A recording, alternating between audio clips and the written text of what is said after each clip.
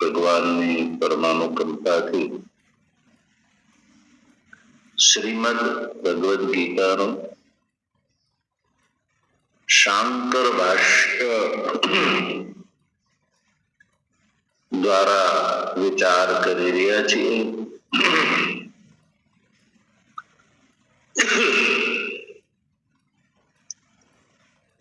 સર્વપ્રથમ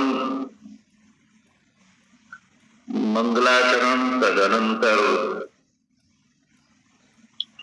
ઉપોદ્ઘાત ભાષ્ય ઉપર ક્રમણિકા ભાષ્યનો વિચાર કર્યા પછી પ્રથમ અધ્યાય અને બીજા અધ્યાયનો એક દેશ એટલે કે 10 શ્લોક સુધી નું જે ગીતા શાસ્ત્ર છે એ ગીતા શાસ્ત્રનો અર્થ ભગવાન ભાષ્યકાર સંક્ષેપ કરીને બતાવે છે.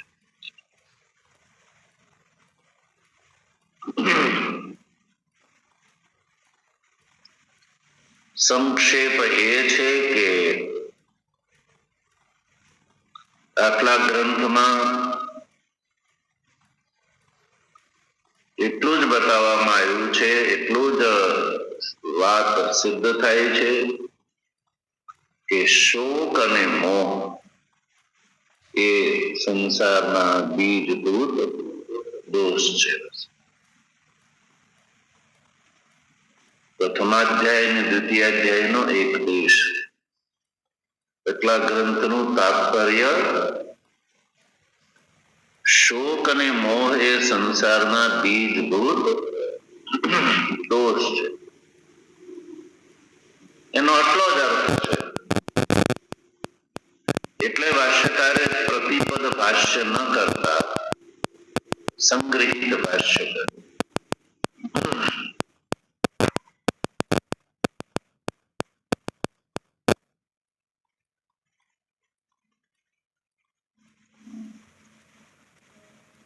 અને આ જે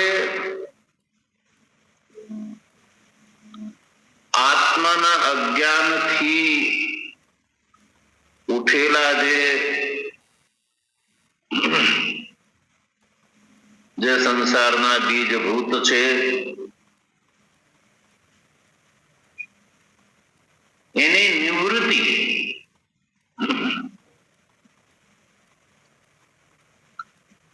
માટે થઈને જે ઉપાય છે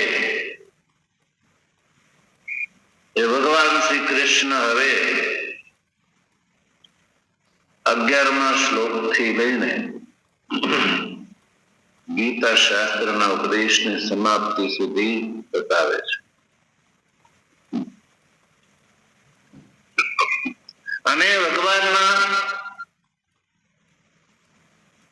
આ ઉપદેશનો સંગ્રહિત સ્વરૂપ એ છે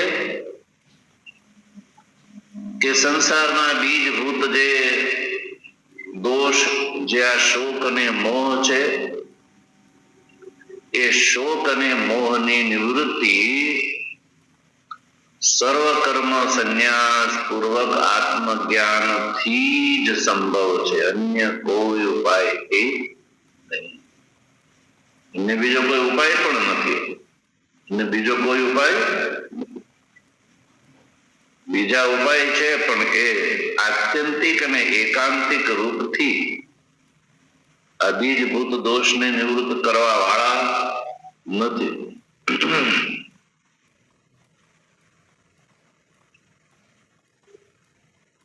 એટલે શોક અને મોહની નિવૃત્તિ સર્વકર્મ સંન્યાસ પૂર્વક આત્મજ્ઞાનથી અન્યથી સંભવ નથી. ન અન્યતઃ. સર્વકર્મ સંન્યાસ પૂર્વક આત્મજ્ઞાનથી અતિરિક્ત ન નિવૃત્તિ તયોઃ શોક મોહયોઃ ન નિવૃત્તિ, એ ભગવાન શ્રી કૃષ્ણનો તાત્પર્ય છે. ભગવાન શ્રી કૃષ્ણ એ 11માંથી ગીતા શાસ્ત્રની સમાપ્તિ પર્યંત જે બોધ આપ્યો છે, એ બોધથી ભગવાન શ્રી કૃષ્ણ અર્જુનને એવું કહે છે કે હે અર્જુન, આ જે તારી અંદર જે ઉદ્ભવેલા જે શોક અને મોહ છે, એની નિવૃત્તિ સર્વ કર્મ સંન્યાસ પૂર્વક આત્મજ્ઞાનથી જ સંભવ છે.